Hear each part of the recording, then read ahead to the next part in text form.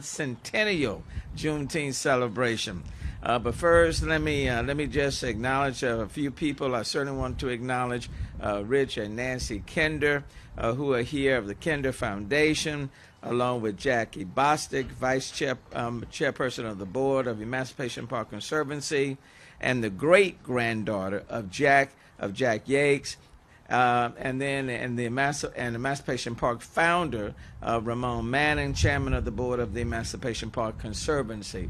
And then I also want to acknowledge Director Kenny Allen of the Parks and Recreation Department. And then Jay, of course, I see with Senator Cornyn is also present. Jay, good to see you here as well. Then Susan Christian, who's over special events, is also present. So all of these persons and others will be here. And then I see a number of my city directors who are also present. Look, we are standing, I guess you could say in many ways, on sacred ground. Certainly a very special location for us here in the city of Houston.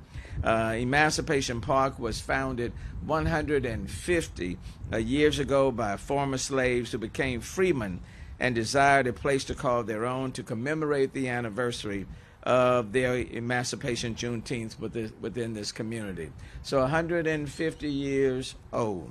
There wouldn't be an Emancipation Park without the leadership, vision, and courage of the Reverend Jack Yates, Richard Allen, Richard Brock, and Reverend Elias Dibble, who collectively raised $1,000 in 1872 to purchase 10 acres of parkland to host for this park, for the people in this park, and quite frankly, leading up today for the Juneteenth celebrations. Since 1872, the park has been a gathering place for families and members of the community. The park has offered numerous programs and resources to further enhance the quality of life for African Americans, and quite frankly, we live in a very diverse community, and so there are a number of people who come to this city across the board. It is the oldest park in Houston and the state of Texas, and reflects the beauty, the strength, and the resilience of his founders. The city of Houston acquired the park in 1916 to preserve the history and legacy of the green space for future generations to enjoy.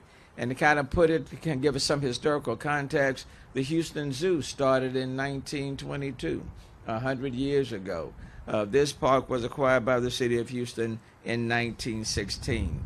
Today, it is one of the city's crown jewels, and I want to thank the Houston Parks and Recreation Department for working with the Emancipation Park Conservancy to maintain the park grounds and facilities, and want to thank all of those who have invested in this particular park. In a few minutes, you will hear the exciting details of this year's two-day celebration to commemorate Juneteenth. And if I can add, every time I say Juneteenth, I instantly think about former State Representative Al Edwards, who is no longer with us, who is affectionately known as the father of Juneteenth. It would be a joyous, if the upcoming celebration would be a joyous event on the second anniversary of Juneteenth being recognized as a national holiday. And I would be remiss not to acknowledge Congresswoman Sheila Jackson Lee, who helped to make that happen.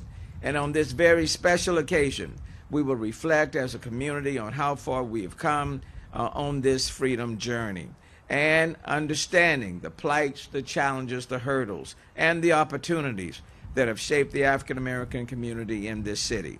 The magnitude around this year's occasion goes beyond measure. It is the oldest known holiday that commemorates the end of slavery in the state of Texas. And this park is committed to serving the people of Houston and the historic legacy of those who journeyed from Galveston back on Juneteenth, 1865, when General Granger gave the news on the veranda. There were several classes of, I guess you could say, African Americans back then, the slaves. There were some who heard the news and said that you have been freed by Abraham Lincoln, and they instantly took off and journeyed north. There were some who heard the news, couldn't quite believe it, and they kind of stood still. And then there were those who didn't wait for General Granger to finish giving the news. They knew the freedom was coming, and they took off instantly. They journeyed north, and many of them ended up in Freemanstown, which is affectionately known as Fourth Ward, And then, of course, the history of this park springs from that. Having said all of that, I'd like to introduce a Houston native whose roots run very deep within this city in so many ways, whether it's attending Antioch Baptist Church in the downtown area, whether it's in relation to this park, whether it's even Freemanstown, the tours over there in Freemanstown. But please help me to welcome the great-granddaughter of Jack Yates, one of the Emancipation Park's founders and board vice chairperson of the Emancipation Park Conservancy, Miss Jackie Bostic. And she will be followed by Rich Kinder and then Ramon Manning, board chair of the EPC. Miss Jackie Bostic. Thank you, Mayor. Let me thank the Mayor for that wonderful introduction. Let me thank the Kinders for working with us here at the park in this community, for it is all of our park. Let me thank our chairman, Ramon, and let me thank each of you that's here, no matter what your interests may be in the park. For this is truly a wonderful occasion that we are going to celebrate. And it is all about freedom. For 150 years, this park has been here to help us all to remember what Juneteenth 1872 is all about. It's about freedom, freedom for us all. I know we look every day at television and we all talk about how we love freedom as we see how our people are fighting in other countries and other places for freedom. Well, Juneteenth is about freedom. It's about the day and the time that we all learned that those of us who were people that lived in these United States of America, whether it was in Texas, New York, Chicago, or wherever it might have been, that finally we were all free. And so this year we are going to celebrate in many different ways, and Ramon will tell you about those. Freedom, freedom for us all. And the people who helped to bring this day in terms of this park available were certainly people who knew and understood what it was not to be free. And so in order for them to have a place to go and celebrate, to learn, to have things in the community and events where they could bring about helping each other to learn about education, about economic empowerment, about all of the things that they could work together for they truly worked together as a community. This would never have been here had they not worked together as a community. And so in order for them to work together as a community, they helped to make the community of Houston even a better community than it was. For it was only 30 years old itself at the time.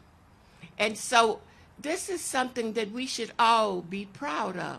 And we are thankful for the city of Houston and TERS number 7 for helping to make sure that this, our park, the first park in the city of Houston, the first park in the state of Texas, is something that we can all be proud of. And we all want to celebrate that it is about freedom. And so we thank the Kinders for their interest, for their funding of so many of our activities. And they're going to help fund what we are going to do for our 150th anniversary. And so we say thank you again. Thank you, Mr. Mayor, and thank you to the city of Houston for all that you have done to help us to remember that this is about all of our freedom. Thank you.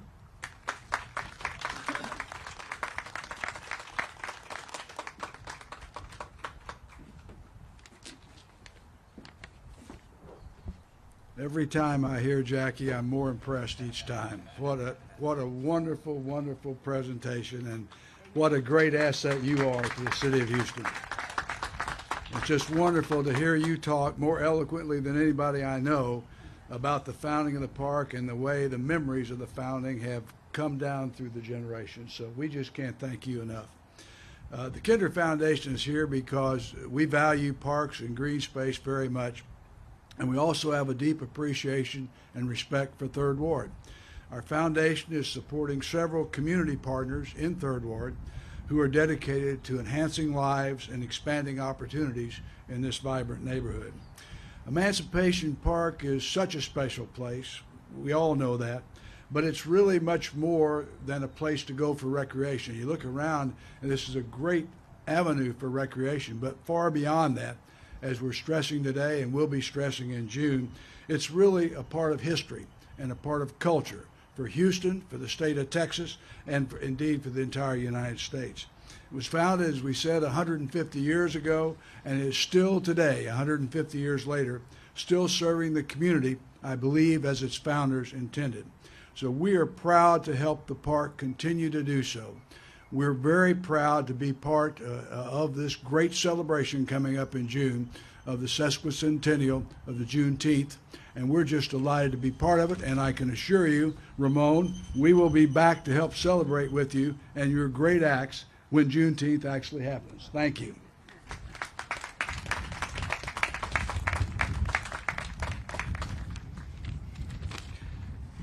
Good morning.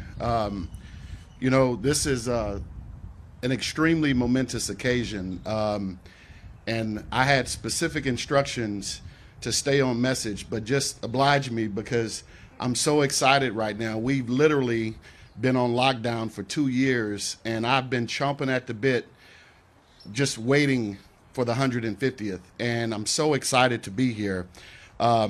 I really want to just thank the mayor once again because he's been extremely important in us doing what we're doing here at Emancipation Park. You know, there have been numerous conversations.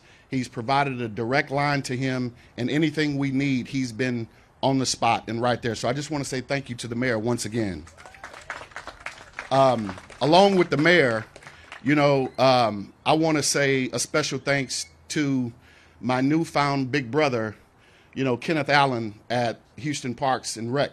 And Kenneth, just like the mayor, really understands what we have in this space as a gym for this community.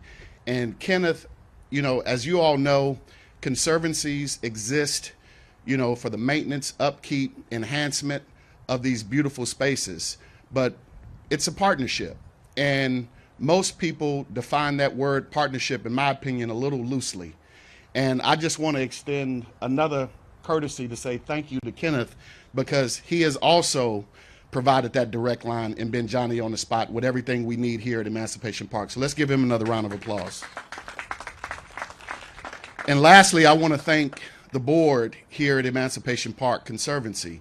You know, we've all been on boards, and, you know, sometimes you can shake your head and wonder, man, what am I doing? You know, and some being on certain boards can be, you know, a piece of work. And I don't want to speak out of school here, but I can just tell you that this board at Emancipation Park is a board that I'm really honored to be serving with.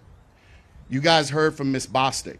Sitting in a room with her to be able to understand how we do everything that we do here and be deliberate and intentional from a historic and cultural perspective. But more importantly, as Rich pointed out, these spaces are not just about recreation. They're so much more than recreation. These are assets in our community that we use to serve the community. And there's a plethora of activities and things that are going on that we're excited about, that are celebratory. However, at the end of this month, you know, this is our second year doing a free dental clinic, you know, where we're doing exams, extractions, right here, where we're outfitting this rec center into a dental clinic. And so for us, it's really being intentional and deliberate about why this place was founded and its use, and going forward, how we continue to expand on that. I also want to touch on, press conferences are used to create awareness and talk about things to come.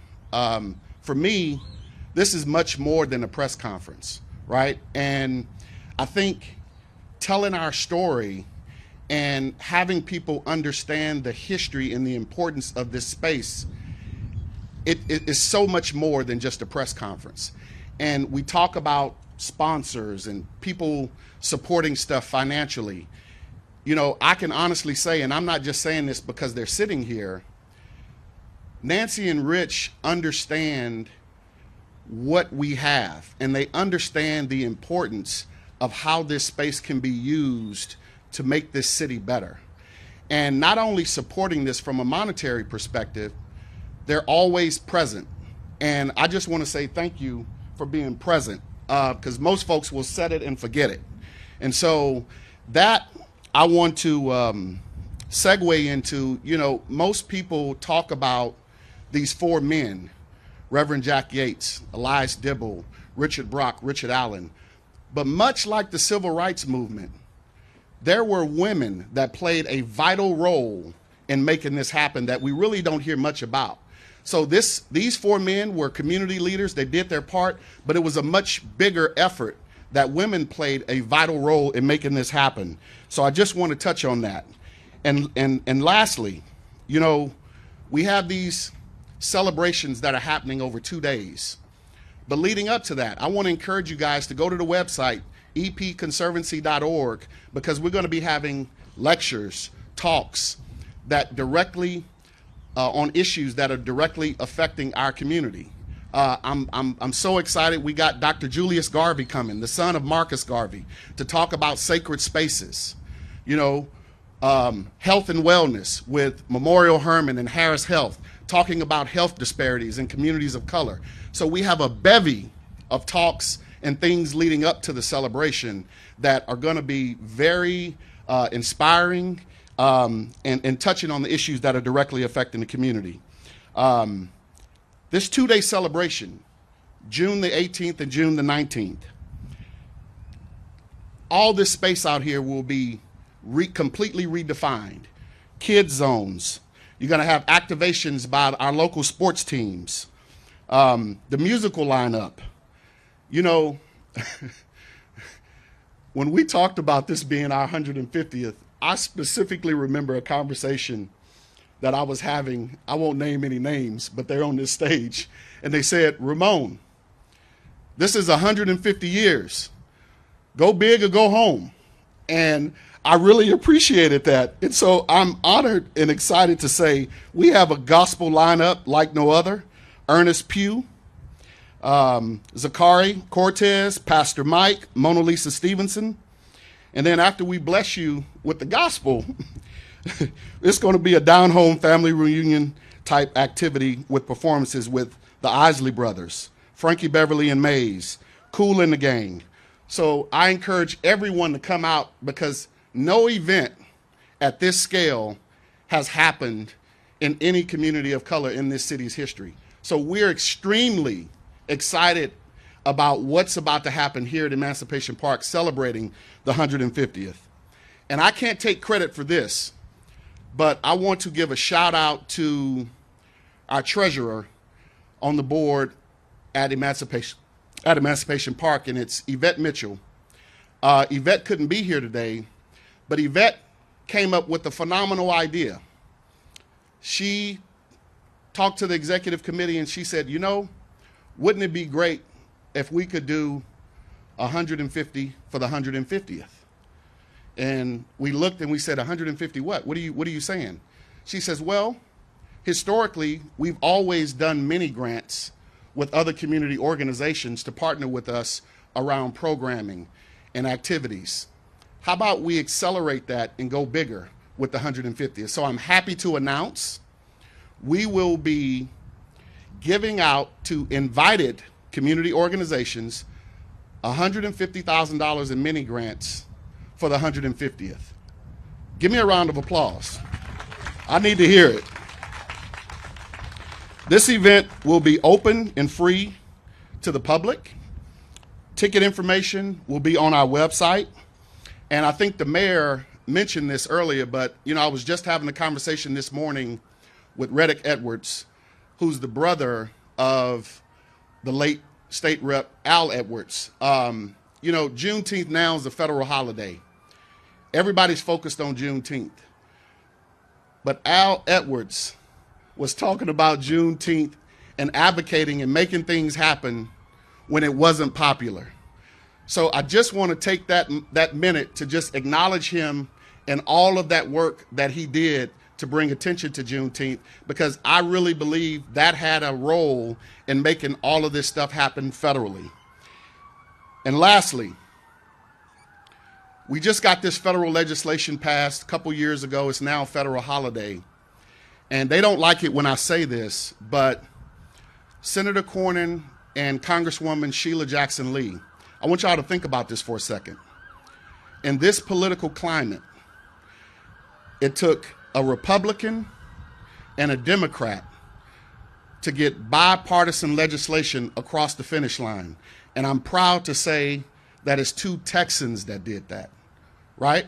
So just think about that for a second. In this political climate, it took a Republican from Texas and a Democrat from Texas to make this happen. This is what it's about. I'm thinking about the founders of this park and how even in their passing, their influence is still moving to make things happen. That is extremely powerful. Now, I got to say this, and I'm going to sit down. Congresswoman Sheila Jackson Lee, who we all know and love, is a very, very ambitious supporter, to say the least, of Emancipation Park. When we talk about what needs to happen in this district, what needs to happen in the state of Texas, if there was anybody I would want on my team fighting for us, it would be Congresswoman Sheila Jackson Lee. In addition to her, I want to just give one more acknowledgement to Senator Cornyn and point out Jay Guerrero, who steps up every time we call on him, and he's here and he's present as well. So Jay, thank you so much. With that, I will close by inviting the Congresswoman up just to say a brief few remarks about Juneteenth and that process and everything that she's done. Where's the Congresswoman? Oh, there she is. Come on up.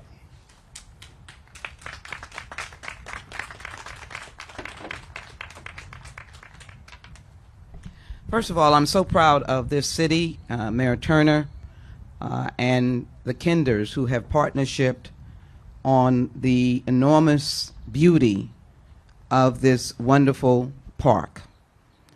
And all I can say is this is what coming together is all about. Jackie Bostic, I can't count the years that we've had the opportunity to work together. Thank you so very much, and all the work you've done in Freedmanstown. I'd like to mention Eileen as well and the whole team.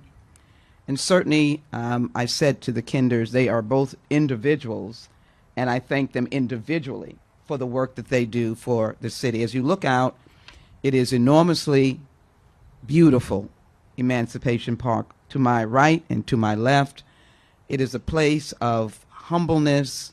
It's a solemn place. It's a spiritual place. It is a place to be reckoned with and to recognize. And I do want to recognize the men that purchased for Negroes, freed slaves in 1872, this land, how grand and great this is. And then, of course, I want to acknowledge, yes, our dear friend, his children and his siblings are now united in making sure that Al Edwards, who established the first state holiday in Texas, will in fact be honored and recognized. And I do that every time I get a chance. But I do want to take a moment, and everyone's definition of brief is their own definition of brief. But I think it is very important to emphasize what Juneteenth is in this year, 2022. One, the 150th commemoration here in Texas, the Emancipation Park. I don't think there's any other park in the state of Texas that can take that standing of being the first park purchased. And then I think what it should represent, and I didn't hear all, but it really should have a serious moment. The work we did in the United States Congress over almost a decade was to try to establish the seriousness of what emancipation meant in 1865. That meant that slaves who had already been enslaved for 246 years were extra 2 years in the state of Texas. This is Texas born. This is given birth through Texas. This is Texas born. And I hope that this holiday will create opportunities that seemingly we have missed. Greater understanding of African Americans. Because even today, there are negative social commentary on how black women look, black men, and stereotypes, even today. And so Juneteenth and this commemoration should have a very special opportunity to bring us together, to let us befriend cultures that are different. In this instance, African Americans, individuals, many of whom, though our diversity in the African American population comes now from Africa and the Caribbean and many other places, but there are those who are direct descendants of African slaves. And my mission to year after year introduce the resolution and then be the first member, as we receive the million petitions from grandmother Opal Lee in that very hot summer, as I recall, the first member of Congress to ever introduce the national holiday, joined by my good friend and fellow Texan, Senator Cornyn. We had many parents thereafter who claimed their birth status, but it was the two of us that continued to honor Juneteenth so that we could build the support in the United States Congress. Gladly, it was Joe Biden who accepted the challenge and signed it last year, just one day before the official holiday. It is important for the state of Texas to know this history, that it was a Texan and a Texan that gave life and birth to this federal holiday. It is no longer just Juneteenth celebrated in the state of Texas, even though it has been honored in many other states, but not officially. It is now a federal holiday. That makes a great and grand difference. Schools are out. Children can be taught the truth, and maybe people can learn that the different facial and hair designs of those of us who are different is as beautiful as anyone else. I say that to the Houston public that takes up to social media and attacks people from different backgrounds, whether you're a Muslim, from a different part of the world, Latino, Anglo, African American, and beyond. I really hope that this holiday is a human holiday that brings many different groups together. But the one thing that should be noted is that the federal holiday was born in Texas, given birth in Texas, by legislators in Texas, listening to Texans, including the beautiful and wonderful Opal Lee that I pay tribute to. But no others gave birth. They followed, but they did not. So I hope as we celebrate and as this program matures, that there will be a moment of great humbleness and honor to what Juneteenth is about, and that is the years of slavery that so many of us endured through our heritage, and that now that that is behind us, the story should never be behind us. The story should always be welcomed and embraced, and it should be a story that we can celebrate together as fellow human beings, Houstonians and Texans. Again, let me thank the Emancipation Conservatory, all of the outstanding community groups that have been part of it, certainly the historic Jackie Bostic, granddaughter of Jack Yates, the daughter of my favorite, beloved Mrs. Whiting, and of course, our mayor, who has stood up to recognize the richness of our diversity and has been a real leader around the nation for leading us to come together and to celebrate our respective and wonderful cultures. And then, of course, the Kinders, who see no barriers to investing in communities and making a very special difference for all of us to come together. 150 years for Emancipation Park, 157 years since 1865, and the slaves of Texas were freed. This calls for a wonderful celebration, but it also calls for the acknowledgement of our special history, and as well that that history be cherished. For if you do not cherish and remember your history, we're often doomed to repeat it, but more importantly, your history becomes lost. Thank you all so very much. God bless each and every one of you, and God bless the opportunities that we're given by the wonderful and patriotic various members of our community that we celebrate with. Thank you so very much. Let me thank Congresswoman Sheila Jackson Lee for her remarks, and certainly want to acknowledge her and Senator Cornyn for what they have done on the federal level. Really appreciate that. And as she was speaking again, I kept thinking about State Representative Al Edwards. State Representative Al Edwards, I served in the legislature with him and know what he will be saying on this day.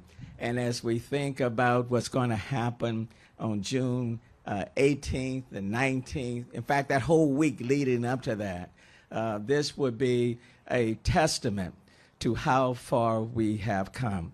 Ms. Bostic, I can only think about what Reverend Jack Yates would be thinking if he was alive today. This park is still here. Not only is it here, it is flourishing. So let me thank again everyone that's going to make this event in June happen on the scale that it is happening. And I agree, you either go big or you go home, but you don't do anything halfway.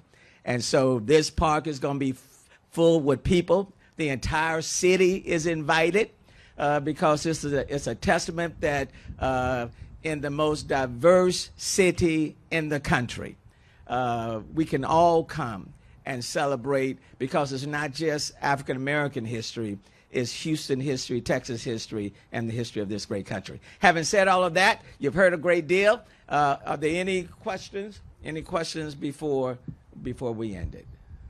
And we have the mic here if you guys want to step up to the mic and ask questions, or we can also bring it to you. Then let me invite you to talk with people individually. They will be here, but on this beautiful day, I'm hoping and praying that the weather will be just as beautiful on Juneteenth and that week of Juneteenth. Okay, thank you all so very, very much.